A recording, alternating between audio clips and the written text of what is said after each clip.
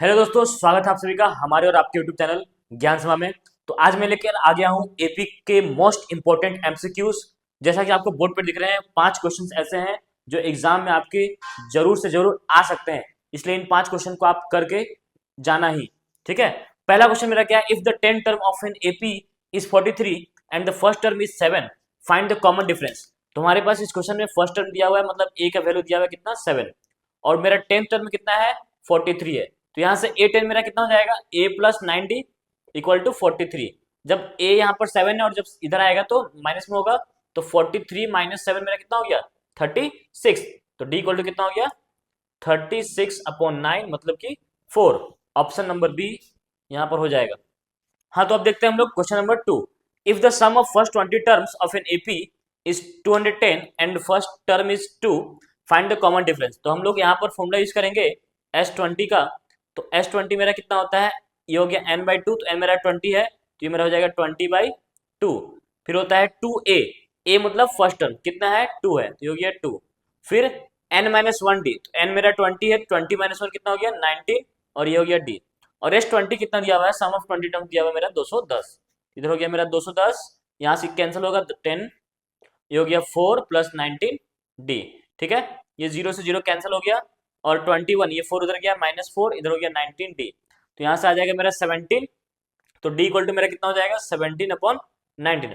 और जब इसको हम लोग सॉल्व करेंगे तो अप्रोक्स 0.9 आएगा, तो हम लोग इसको अप्रोक्स कितना लिख सकते हैं, 1 लिख सकते हैं। तो यहाँ ऑप्शन हो गया क्या, 1। ठीक है, 0.9 ऑप्शन नहीं है, बट अप्रोक्स हम लोग इसको 1 मान सकते हैं। अब आते हैं हम लोग क्वेश्चन नंबर 3 में। क्वेश्चन नंबर 3 क्या बोल रहा है कि how many 2 digit numbers are divisible by 3। 2 digit के ऐसे कितने नंबर्स हैं जो 3 से डिविजिबल होंगे। तो इस तरह से हम लोग इसको सॉल्व कैसे करेंगे, तो हम लोग सबसे पहले देखेंगे 2 डिजिट का नंबर जो है सबसे छोटा, वो 3 से डिविजिबल हो, वो कितना होगा। तो हमें पता है कि 2 डिजिट का सबसे छोटा नंबर होता है 10, बट क्या ये 3 से डिविजिबल है, नहीं है। तो हम इसको कैसे निकालेंगे, तो इसको 3 से डिवाइड देंगे हम लोग, तो हो गया 3 3 जा 9 1। तो हम लोग क्या करेंगे, इस 3 में से 1 को माइनस करेंगे, कितना आया 2। देन हम लोग डिविडेंड में 10 2 प्लस कर देंगे, तो मेरा क्या हो गया 12। तो ये मेरा सबसे छोटा नंबर जो है 2 डिजिट का, हो गया कितना निकल गया, 12 निकल गया, जो 3 से डिविजिबल होता है। और सबसे बड़ा नंबर क्या आएगा, तो हमें सबसे बड़ा नंबर पता है 99 जो है 2 डिजिट का सबसे बड़ा नंबर है, और ये 3 से डिविजिबल भी है ना। 3 3 जा 9, 3 3 जा 9। अब यहाँ पर आपको दिख रहा होगा कि फर्स्ट टर्म मेरा कितना हो गया 12, और लास्ट टर्म तो 99 है। कॉमन डिफरेंस मेरा कितना हो गया, कॉमन डिफरेंस मेरा कितना हो जाएगा, सॉरी, कॉमन डिफरेंस मेरा हो जाएगा 3। तो हो गया d इक्वल टू कितना, 3। और हमें 2 डिजिट के नंबर्स पता करने हैं टोटल कितने होते हैं। तो यहाँ पर मेरा nth टर्म ये है ना, तो हम लोग मान लेंगे कि an मेरा दिया हुआ है 99। तो an क्या हो जाएगा, a plus n-1 d equal to 99। a मेरा कितना है 12। ठीक है, n तो निकालना हमको, और d कितना दिया हुआ है 3 इक्वल टू 99। अब n-1 इंटू 3, 99 में से 12 जाएगा कितना हो जाएगा 87। और यहाँ से जब मैंने इसको 3 से डिवाइड दूंगा तो कितना हो जाएगा, 3 2 जा 6, 3 जा 9 जा 27। तो n-1 equal to 29, n equal to कितना आ जाएगा 30। तो मेरा ऑप्शन नंबर कितना हो जाएगा, ए। ठीक है, अब इस क्वेश्चन देखिए, how many terms of the AP 3 7 11 are required to get a sum of 406। मतलब इस एपी में टोटल कितने हमको टर्म चाहिए कि हमें टोटल सम कितना मिले, 406 मिले। तो हम लोग इसको हम लोग ऐसे कर लेंगे कि एसएन मेरा कितना दिया हुआ है 406, और एसएन का वैल्यू क्या होता है मेरे पास, n/2 2a plus n-1 d equal to, ये हो गया 406। अब आपको यहाँ दिखेगा कि a मेरा कितना है 3 है, तो यहाँ पर हम लोग a का वैल्यू कितना पुट कर देंगे, 3 पुट कर देंगे, तो 3 2 जा कितना हो गया 6। ठीक है, और यहाँ से जो मेरा d है वो कितना है 7 - 3 4, d मेरा कितना है 4, तो हो गया 4 इक्वल टू 406।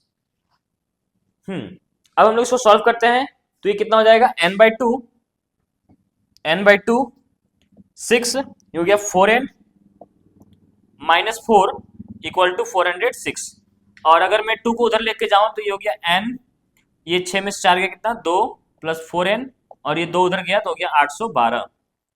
यहाँ से मेरा हो गया 2n प्लस 4n स्क्वायर, और ये 812 को इधर लेकर आ देते हैं, -812 इक्वल टू 0।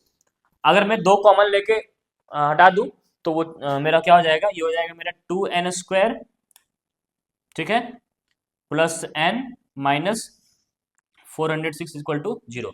अब देखिए तो ये क्वाड्रेटिक इक्वेशन बन गया और इक्वेशन को हम लोग सॉल्व करेंगे तो देखते हैं हम लोग कितना आएगा। तो 406 और मल्टीप्लाई 2 कितना हो गया 812, और यहाँ पर हम लोग 812 का एलसीएम निकाल लेते हैं, प्राइम फैक्टराइजेशन कर लेते हैं, तो ये हो जाएगा 246 और ये हो गया 203।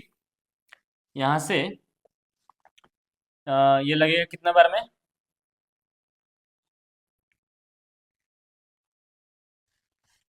इसको हम लोग लगा लेते हैं कितने बार में, 7 बार में लगा लेते हैं।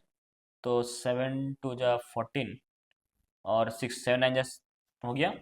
अब यहाँ से देखिए 7 2 जा 14 और 14 2 जा 28, 28 और 29 इनको घटाएंगे तो आ जाएगा ना, तो हो गया 2n² plus 29n minus 28n minus 406 equal to 0। और यहाँ से मेरा n कॉमन आएगा तो हो गया 2n प्लस 29, यहाँ से 28 सॉरी 14 कॉमन आ जाएगा तो हो जाएगा मेरा कितना 2n प्लस 29 इक्वल टू 0। ठीक है,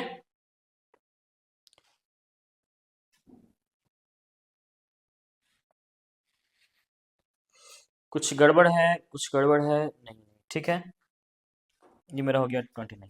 अब यहाँ से मेरा 2n प्लस 29 कॉमन आ गया, n माइनस 14 इक्वल टू 0। अब आपको दिख रहा होगा अगर हम इसको यूज करके n का वैल्यू निकालेंगे तो n का वैल्यू मेरा निगेटिव आएगा, तो ये हम लोग यूज नहीं कर सकते हैं। ये बचा मेरा n माइनस 14, तो n minus 14 equal to 0, then n equal to कितना 14। ऑप्शन नंबर बी हो जाएगा यहाँ पर सही आंसर।